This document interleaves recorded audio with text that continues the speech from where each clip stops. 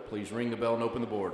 Lawmakers saw their first floor action of the 2014 legislative session. The Missouri House put its first stamp of approval on legislation aiming to help active military members and individuals with disabilities run for public office. House Bill 1125 allows active military members and individuals with disabilities to designate a representative to help them in the filing process. Currently, several steps in the filing process require candidates to appear in person in order to be on the ballot. Lawmakers approved the proposal without any opposition. We actually have laid out with specificity. The Missouri House Committee on Healthcare Policy discussed a proposal aiming to protect certain rights of medical workers. House Bill 1430 protects medical professionals who refuse to participate in any medical procedure which violates their religious or moral principles. This is intended to provide a shield, not a sword, for the worker to protect them in their strongly held conscious beliefs or religious beliefs they hold sacred. The proposal does include language requiring medical workers to provide life-saving treatment during an emergency situation regardless if it violates their principles.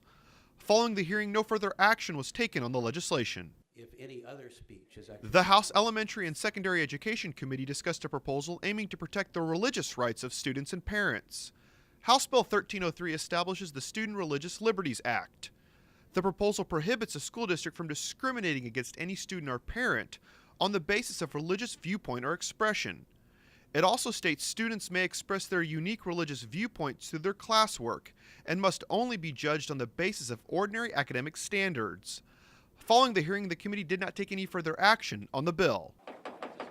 Rounding out the week, the House Committee on Economic Development started talks on this year's economic development bill.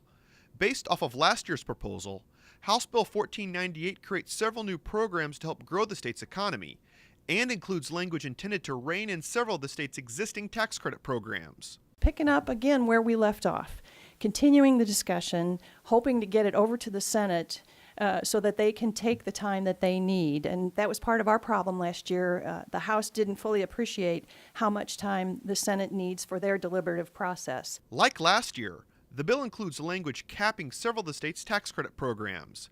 It caps tax incentives for restoring certified historic buildings at $90 million per year.